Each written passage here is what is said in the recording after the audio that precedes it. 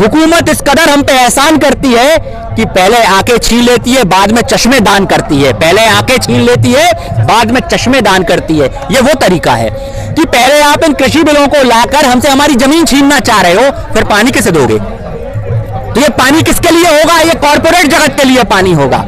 ये उनको पानी देने की बात है, हमें पानी देने की बात नहीं है। ये कृषि कानून के जरिए जब खेती बंधुआ मजदूरी में चली जाएगी तो मजदूर तो वहां पे किसान तो गुलाम होगा, मजदूर होगा। तो ये उनके लिए ये पानी, क्योंकि सारी फ्री व्यवस्थाएं कॉर्पोरेट को ही तो देते आए हैं आज तक ये लोग। आप देखिए ना, जितना कर्ज माफ किया है कॉर्पोरेट जगत का किया है। आज सारे बैंकों को जो आपस में मर्ज करना पड़ा, बैंकों का प्राइवेटाइजेशन हुआ है, वो कॉर्पोरेट जगत के कारण हुआ। आज जितने फायदे के सौदे थे सरकारी विभाग थे, सारे कॉर्पोरेट जगत को दे दिए। नुकसान तो जनता उठा रही है ना, आज सारा वहन सारा खर्चा जनता उठा रही है इन लोगों का। कर्ज की बात समझनी होगी। कॉन्ट्रैक्ट फार्मिंग में जो कर्ज है वो तो क्या कहते हैं सरकार दे ही नहीं पाएगी, क्योंकि जब कॉन्ट्रैक्ट हो जाएगा, कानून लागू हो, मतलब जिस तरीके से कानून बन चुका है बस लागू होना बाकी है। वो तो आंदोलन चल रहा है इसलिए लागू नहीं हो पा रहा। अगर ये लागू कर दिया जाएगा तो बचेगा क्या? जब प्राइवेट हो जाएगा सब कुछ तो कहां से लोन होगा? मैं वही बात कह रहा हूं ना, ये सिर्फ भाषण जीवी काम चल रहा है, ये जुमलेबाजी चल रही है। धरातल पर ही उतर के आ ही नहीं पाएगी ये चीजें, क्योंकि ये बातें इनकी करना गलत है, जो हो नहीं सकता। ऐसी बातें शुरू से करते हैं, पिछले 7 सालों से देश को विकास के सपने दिखाते आए हैं। विकास हुआ क्या? अरे आसमान में उड़ने वाले जमीन भी देख लो, एक दिन जमीन पे आना है, सबको 2 गज जमीन के नीचे जाना है। मैं बार बार कह रहा हूं, ये इंकलाब की आग अगर लग गई, ये इंकलाब की आग अगर लग गई तो घर हमारे नहीं है, आपके भी यहीं पर है, घर दोनों के जलेंगे। तो ये क्या चुनाव जीतने का नया तरीका है क्या इनका, कि भाई जहां जाएंगे ये पैसा किसका बांट रहे हैं? पैसा तो जनता का बांट रहे हैं ना। तो फिर ये भेदभाव कैसे? यूपी के किसान और बंगाल के किसान में ये फर्क क्यों कर रहे हैं? मैंने पहले ही कहा है, ये बांटों की राजनीति नहीं चलेगी, बांटने वाली। ये बांट रहे हैं लोगों को, चुनावी जुमलेबाजियां हैं कि आप अभी देखिए अभिषेक बनर्जी पर इनने जांच निकाल दी है, जो ममता जी के भतीजे हैं। और देखिए ये आंदोलन ये कैसे जीतना चाहते हैं चुनावों को। चुनावों को जीतने का तरीका है दंगा करवाना। आज रक्त चरित सबको दिख रहा है बंगाल में भाजपा का, कि भगवा के नाम पर जो इन्होंने रक्त चरित दिखाया है, जो इन्होंने अपना खूनी संघर्ष दिखाया है, वो सबको दिख रहा है। भाई साहब ऐसे नहीं चलता देश। देश के मुख्य मुद्दों पर आइए। देश संविधान से चलता है, संविधान में 444 अनुच्छेद है, एक अनुच्छेद का पालन करना देशभक्ति होती है। आप राम का नाम लगाकर राम को बदनाम नहीं कर सकते। राम को अगर पढ़ना है, राम को समझना है, राम के दर्शन करने होंगे, प्रदर्शन नहीं करना होगा। आप राम जैसे दिख सकते हैं, राम जैसे बन नहीं सकते, क्योंकि राम बनने के लिए आपको अंतिम पंक्ति में खड़े व्यक्ति का भी सवाल लेना होगा। जो राम ने किया था, अंतिम पंक्ति में खड़ा व्यक्ति भी राम से सीधा सवाल कर सकता था। यह था राम का लोकतंत्र। ऐसे लोकतंत्र का उदाहरण दीजिए, जबकि वो तो वंशानुगत राम थे, राजा थे।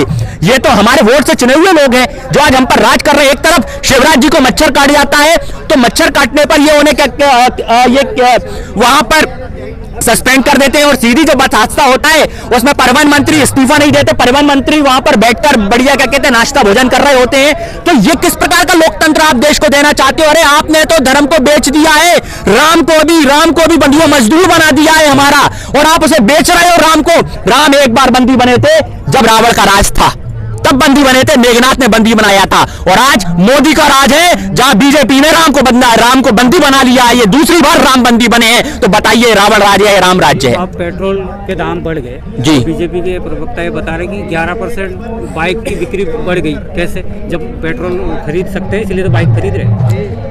देखिए आंकड़ों में सरकार कभी ना उलझाए, क्योंकि आंकड़े कभी भी सही नहीं हुए। अगर आंकड़े सही होते तो शायद मेन स्ट्रीम मीडिया का चरित्र साफ दिख जाता, क्योंकि यही मेन स्ट्रीम मीडिया जिसमें सुमित दलाल है क्या है? अच्छा सुमित अवस्थी है, नहीं मैंने दलाल सुना था। तो खैर वो पहले बताते थे कि जो कुछ भी पेट्रोल के दाम रेज होते थे तो एक वो जो पहले जिनका क्या कहते हैं राशन, जिनको ज्यादा नहीं मिलता था, कम मिलता था, वो आजकल मोटी हो गई है।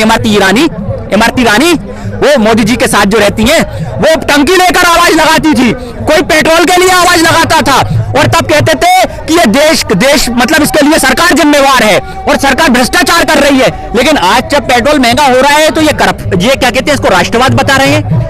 ये बार बार सेना और राष्ट्रवाद का उपयोग करते हैं और कभी राम का उपयोग करते हैं। तो ये तय कर लें राजनीति किस पे करनी है। राम पे करनी है तो हम राम पे जवाब देंगे, अगर इनको राष्ट्रवाद पे करनी है तो हम राष्ट्रवाद पे जवाब देंगे, अगर इनको लोकतंत्र पे करनी है तो हम लोकतंत्र पे भी जवाब देंगे। लेकिन ये जवाब सुने तो ये तो मन की बात करते हैं, और मन की बात भी जन से करते हैं, और धन की बात सारी उद्योगपतियों से करते हैं। ये जन से भी करिए ना धन की बात। भैया आपको धन मिलता है कुछ मोदी जी द्वारा? देखो, तो जन की बात करना है, धन की। मनोज तिवारी ये बोल रहे थे अभी तो 100 रुपये रिंकिया के पापा, हमारे सरकार नहीं होती बीजेपी की तो 200 रुपये हो जाते पेट्रोल। इनको समझना होगा, बार बार देखना होगा आंकड़े। अगर आज देखने हैं तो आप देखिए 30% टैक्स जो लगा रही है वो सेंट्रल लगा रही है।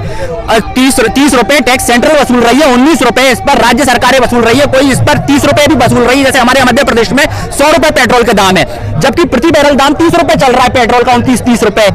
और एक वक्त था जब पेट्रोल का दाम रेस कर 100 रुपीज से ऊपर भी गया था, तब भी हमारे देश में पेट्रोल के दाम 100 रुपए नहीं गए थे। आज हमारे पड़ोसी देशों में पेट्रोल के दाम कम है जो हमसे पेट्रोल लेते हैं। तो ये सरकार को जवाब देना होगा कि भाई हमारे यहाँ दाम क्यों बढ़ रहे हैं, ये पैसा कहां जा रहा है। सरकार मुंह नहीं छुपा सकती। नोटबंदी से आया हुआ धन कहां गया, जीएसटी से आया हुआ धन कहां गया, जो टैक्स उसमें उन्होंने कहा था हमने वसूला। इसके बाद ये बताइए कि आज जो आप लगातार ये बातें कर रहे हैं, पेट्रोल से जो दाम वसूल रहे हैं, ये धन कहां गया, ये पैसे कहां जा रहे हैं। सांसद विधायक देश हित में पेंशन क्यों नहीं छोड़ देते। देखिए, मैं एक बार फिर ये बात पूरी आवाम से कहूंगा, अगर इस देश से सांसद विधायकों की पेंशन बंद कर दी जाए, क्योंकि सेवा निःशुल्क होती है, सेवा के बदले पेंशन नहीं लेना बनती। आज क्या कहते हैं, सेना को पेंशन नहीं है, पुलिस को पेंशन नहीं है, सरकारी कर्मचारी को पेंशन नहीं है, तो एक दिन की कौन सी राष्ट्रभक्ति होती है जिसमें हमारे नेताओं को पेंशन मिलना शुरू हो जाती है। पूर्व सांसद विधायकों को अपनी पेंशन छोड़ दे, देश का कर्जा चुक जाएगा। इस कर्जे के लिए देश की जनता को गुलाम ना बनाए। आपसे किसानों के ऊपर आते हैं, आ जाइए। यूपी में और हरियाणा में जी किसान अपना फसल नष्ट कर रहे हैं, ये विरोध का कौन सा तरीका है। अच्छा ये बताइए, अगर कोई मेरे घर में आग लगाने आने वाला है, इससे अच्छा है कि मैं खुद आग लगा दूं, अगर ऐसी बात है तो। आप बताइए, जब पंडित शहीद चंद्रशेखर आजाद को पुलिस वाले, जो अंग्रेजी गवर्नमेंट उनको मारने आई थी, तो उन्हें खुद को गोली मार ली थी। आजाद थे, आजाद रहे। भाई मैं ऐसे भ्रष्टाचारियों का पेट कैसे भरने दूंगा, नहीं भरने दूंगा। ये किसान संदेश देना चाह रहे हैं कि ये अन्न हम कॉर्पोरेट जगत के खाते में नहीं जाने देंगे। और जिस महंगाई में जनता आज भी एक बड़ा भाग, मुझे कहने में कोई गुरेज नहीं है, आज भी एक बड़ा भाग बड़ी शांति से बैठा है देश का। और शायद इन्हीं के कारण ये देश गुलाम भी हुआ था, जो आज शांति से बैठा है। और आज पंजाब हो, हरियाणा हो, पूर्वी उत्तर प्रदेश हो, पश्चिमी उत्तर प्रदेश हो, बिहार हो, हर आंदोलन में उठ के आ रहा है। लेकिन आज भी कई जगह ये सुप्त अवस्था में पड़ा है आंदोलन। ये उन्हीं नकाराओं का कारण है। 25 करोड़ लोगों पर 1 लाख अंग्रेज राज कर गए थे, ये उसी का कारण था। 3 महीना आपने एक पौधे को सींचा, उसके बाद आप खुद उसको नष्ट कर रहे हैं, अपना नुकसान कर रहे हैं, क्या फायदा होगा इससे। तो मेरे बेटे को कोई दूसरा ले जाकर पता नहीं उसके साथ क्या करेगा, इससे अच्छा है मैं उसको खुद ही शहीद कर दूं। ये तरीका है। कर रहे हैं इसमें आंदोलन में क्या दलित को शामिल कर रहे हैं आंदोलन में, क्या पहले दलित शामिल नहीं थे आपके साथ। सब लोग शामिल थे, तो अब क्यों अभी तो दलितों को शामिल किया जा रहा है। देखिए, कुछ विशेष जब बातें चलती ऐसे ही ये क्या होता है, ये बातों को घुमाने के तरीके होते हैं जो लगातार आते हैं यहाँ वहां से। आपको इसको समझना होगा कि पहले भी जब आंदोलन चला तो लोगों ने कहा इसमें पंजाबी शामिल हैं, फिर कहा इसमें जाट शामिल हैं, फिर कहा इसमें फलाने शामिल हैं। भाई इसमें सब शामिल हैं, ये लाकर डिवाइड वाला रूल ना खेला जाए। सब शामिल हैं इसमें और सब लोग साथ हैं और सब लोग एक हैं यहाँ पर। क्या चाहते क्या, एक ही बात, एक ही नारा कि भाई इस काले कानून से निजात दिलाइए और जो हमारी जमीनों को आप गुलाम बनाने वाले हैं उनको छोड़ दीजिए। क्योंकि ये फिर बात वही आ रही है कि ये देश का वही किसान है जो घर में अपने भाई को आधा इंची जमीन खींच ले तो लड़ाई हो जाती है। तो ये तो सरकार हमने वोट से चुनी है, तो इससे हमें लड़ने में कोई गुरेज नहीं होगा। बीजेपी का एक नेता बोल रहा है कि किसानों को इस बिल से कोई प्रॉब्लम नहीं है, ये तो आग विपक्ष लगा रहा है। आप लोगों को विपक्ष ने यहाँ पे बैठाया है, ये तो उनको आके बताना होगा कि हमें विपक्ष ने बिठाया या पक्ष ने बिठाया है। कोई किसी के बातों में नहीं आता। जब वोट देकर सरकार बनाई थी तब तो नहीं बोला, क्या कहते हैं कि हमें किसने भड़काया है, किसने बताया है। अरे भाई 7 साल से देख लो ना देश का क्या हाल हो गया है। आज हर व्यक्ति आंदोलन करने पे खड़ा है, तो कहीं ना कहीं देश में परेशानी है, ये समझना होगा। आंखें बंद करके आप ये नहीं कह सकते कि देश में कुछ नहीं हो रहा है। फिर आज बोल रहे हैं कि भाई बात करे, किसान बात करने को तैयार है सरकार। तो देश तो करो ना भाई, बातों से हल नहीं होगा लेकिन काम भी तो करो। मैं बार बार वही कह रहा हूं कि कब तक आप क्या कहते हैं आम जन से मन की बात करोगे और उद्योगपतियों से धन की बात करोगे। थोड़े किसान से भी कर लो। आपने आजादी के बाद से आज तक 19% किसानों की आमदनी बढ़ी है।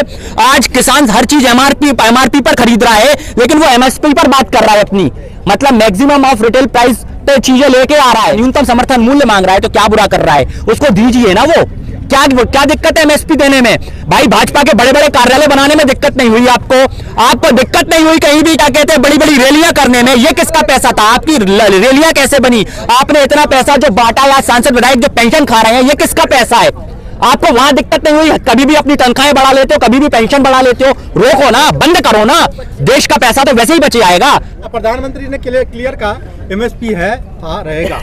अरे MSP भाई बार बार मैं यही चीज कह रहा हूं, मुखाग्र कहने से कुछ नहीं होता, क्योंकि मोदी जी इतने बड़े जुमले जीवी हैं, भाषण जीवी हैं, कॉर्पोरेट जीवी हैं, इतने बहुरूपिया जीवी हैं। मैं जितनी बातें कहूं उतनी कम पड़ जाएंगी इस व्यक्ति के विषय में। लेकिन एक बात आप बताइए, मैं आपकी बात पे आ रहा हूं, इतने रूप कौन बदलता है देश में? कोई ठगी बदलता होगा, कोई चोरी बदलता होगा? इतने रूप बदलने की मोदी जी को जरूरत क्या पड़ गई? नहीं, क्या दिक्कत है?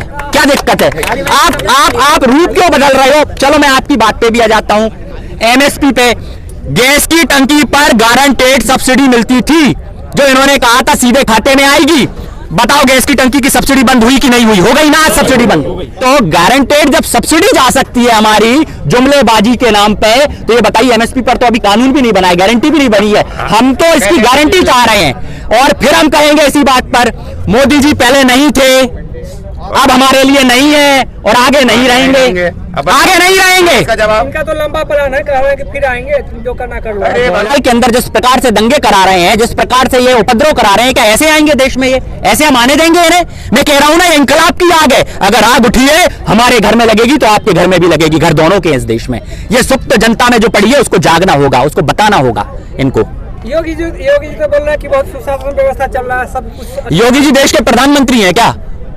वो प्रधानमंत्री हैं क्या जो बोल रहे हैं? ये योगी जी को बोलने की बात ही नहीं है। जो सत्ता का लालची लोभी व्यक्ति हो, वो योगी नहीं हो सकता, वो सन्यासी नहीं हो सकता। उसकी जगह तो आज पहाड़ों पे है। भाई सन्यासी वो होता है जो घर बार छोड़ दे और जाकर कीर्तन करे। ये कौन सा कीर्तन कर रहे हैं? राजनीति का संकीर्तन बजा रहे हैं ये तो। अरे राम जिसके नाम से संकीर्तन होता था, इनने उसे नारा बना दिया, लोगों के नाम, उस लोग राम के नाम पे डर पैदा कर दिया है। जय श्री राम, उससे बोलेंगे जय श्री राम, फलाने से बोलेंगे जय श्री राम। अगर उसने नहीं बोला तो कहेंगे तू हिंदू नहीं है, तू हिंदू नहीं है। भाई क्या राम के नहीं वाला हिंदू है क्या देश में?